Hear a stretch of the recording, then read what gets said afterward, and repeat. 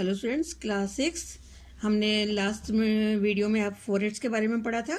अभी हम पढ़ेंगे इम्पोर्टेंस ऑफ फॉरेस्ट। जंगलों का हमारे लिए क्या महत्व है। Forest are an important parts of the environmental ecosystem. They are responsible for regulating the weather and the climate.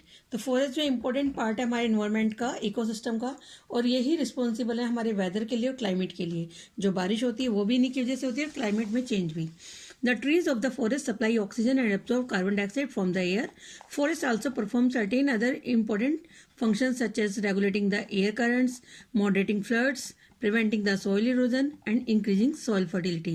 तो पेड़ ही जो है वो हमें ऑक्सीजन की सप्लाई करते हैं, कार्बन डाइऑक्साइड को ऑब्जर्व कर लेते हैं जो हम छोड़ते हैं। फॉरेस्ट जो है और भी इंपॉर्टेंट फंक्शन करते हैं, जैसे कि एयर करंट को रेगुलेट करना, फ्लड को मॉडरेट करना, सॉइल इरोजन को रोकना और सॉइल की फर्टिलिटी को बढ़ाना। Forest resources in our country are not only indicate but also unevenly distributed. Out of the total forest only about 70% have valuable trees. Most of the forest are deciduous and coniferous. जो forest resources हमारे country के वो खाली एक उसमें नहीं है, वो अनइवन डिस्ट्रीब्यूटेड है और लगभग 70% जो है वो वैल्यूएबल ट्रीज है, बाकी जो है वो इतने काम के नहीं है। और फॉरेस्ट जो है डिसीडियस और कॉनिफेरस हैं जो हमारे वैल्यूएबल हैं। We depend on forest for a variety of products such as lac, resin, gum, cellulose, fodder, tendu leaves and medicinal herbs. ये सब चीजें हमें पेड़ों से मिलती हैं। Lac, resin, gum, glucose, fodder, tendu leaves और मेडिसिनल हर्ब्स से बहुत सारी दवाइयां मिलती हैं, जड़ी बूटी।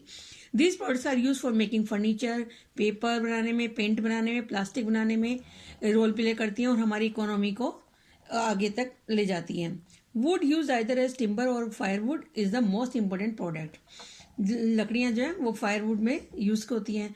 Forest are our treasure, we must protect and conserve our forest. They have been destroy by cutting trees and over grazing. तो जंगल जो है हमारे खजाना है और हमें इसको प्रोटेक्ट करना चाहिए, अपने जंगलों को कंजर्व करना चाहिए, इनको डिस्ट्रॉय नहीं करना चाहिए पेड़ों को काटकर, और ओवर ग्रेजिंग यानी कि जानवरों से ज्यादा चराकर जमीन को वो नहीं करना चाहिए कि वो बंजर हो जाए। It is high time we should realise the importance of forest that are initial for all living beings. तो ये बिल्कुल पीक पर टाइम आ चुका है कि जब हमें रियलाइज हो जाना चाहिए कि जंगल हमारे लिए कितने इंपॉर्टेंट है। ये बात करते हैं वन महोत्सव। इसमें एक आर्टिकल दिया गया है। वन महोत्सव एक एनुअल ट्री प्लांटिंग फेस्टिवल है जो पूरे साल हर साल इंडिया में मनाया जाता है और ये जुलाई मंथ में शुरू होता है। During this event millions of trees are planted. और ये शुरू हुआ था 1950 में, initiated by K M. Munshi, then union minister of agriculture and food के थे वो, to create an enthusiasm in the mind of the populars for the conservation of forest and planting of trees. The main objective जो है इसका वन महोत्सव का planting of trees during Van महोत्सव।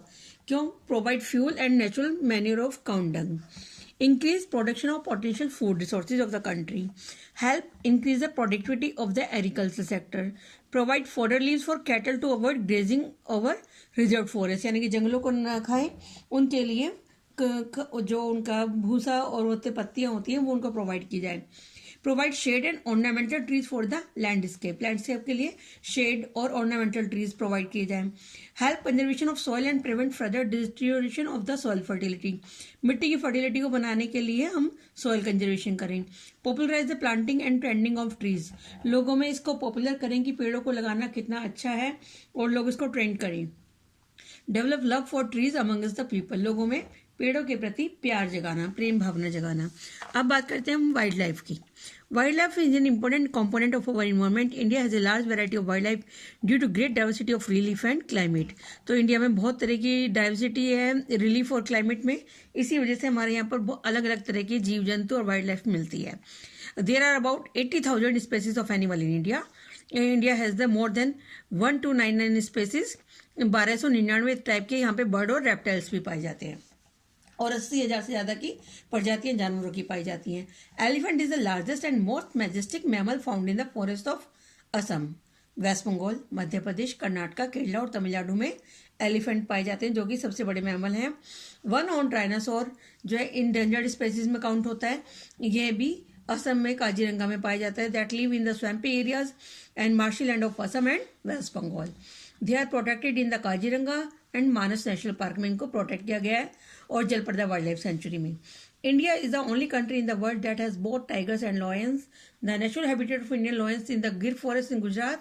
Tigers are found in the forest of Madhya Pradesh, West Bengal and the Himalayan region. तो India एक अकेला देश है पूरे वर्ल्ड में जहाँ पर टाइगर और लॉयन दोनों पाए जाते हैं।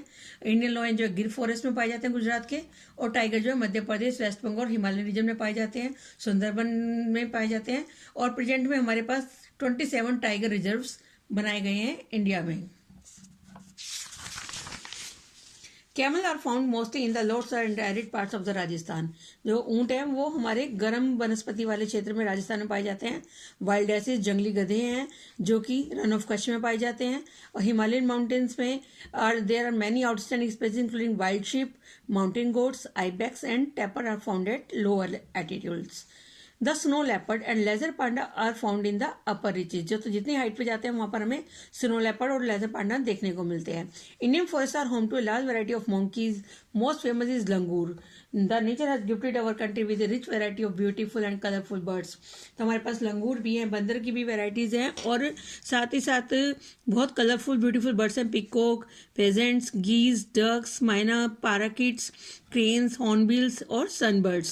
Leopards are found in the forest all over the India. The Indian bison known as Gaur is found in Chota Nagpur plateau में पाई जाती है in the Peninsular region में. Different varieties of deer, antelope, monkeys are found in different parts of the country. A large variety of reptiles जो है snake, crocodile, alligators are found in the marshy ponds and rivers में पाए जाते हैं। Crocodiles और snake वगैरह भी। Conservation of the wild life. अब हमें वाइल्ड लाइफ को कैसे कंजर्व करना है, बचाना है, ताकि हमारी आने वाली पीढ़ियां भी इन जानवरों को देख सकें। Animal and birds are our national heritage and they must be protected by all means.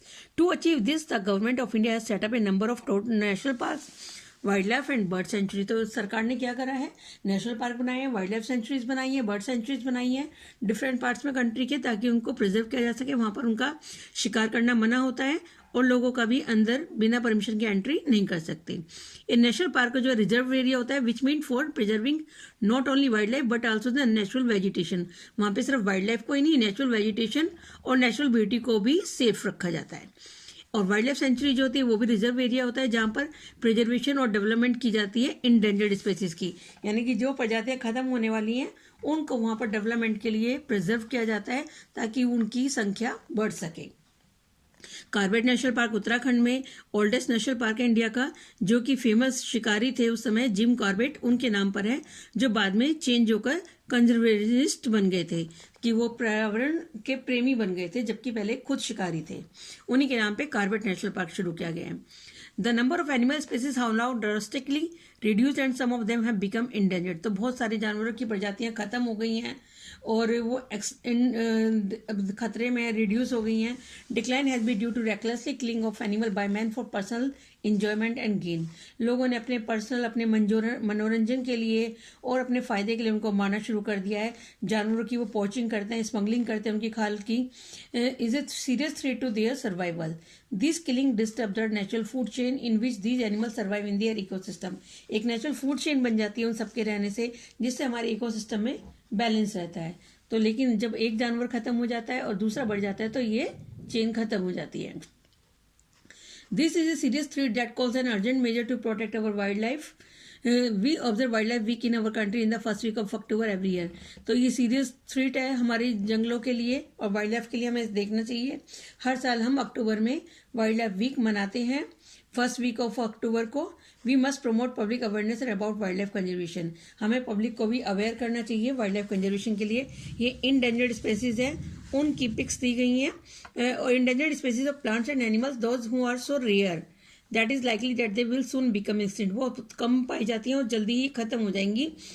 IUCN है, international union for conservation of nature, उसने इन पर वॉच कर रही है, वो इनके नंबर ऑफ एनिमल्स पे, और पब्लिश कर रही है red data book fit detail the rarest animal and plants के लिए। तो one on dinosaur, tiger, Kashmiri stag, Indian crane, black buck, great Indian bustard, begonia plant और ग्रीन पीचर प्लांट, ये सब जो है इंडेंजर्ड स्पेसीज है। हमें इनकी रक्षा करनी है और डेवलपमेंट करनी है। सो अगली वीडियो में हम नेक्स्ट लेसन लेंगे। Thank you.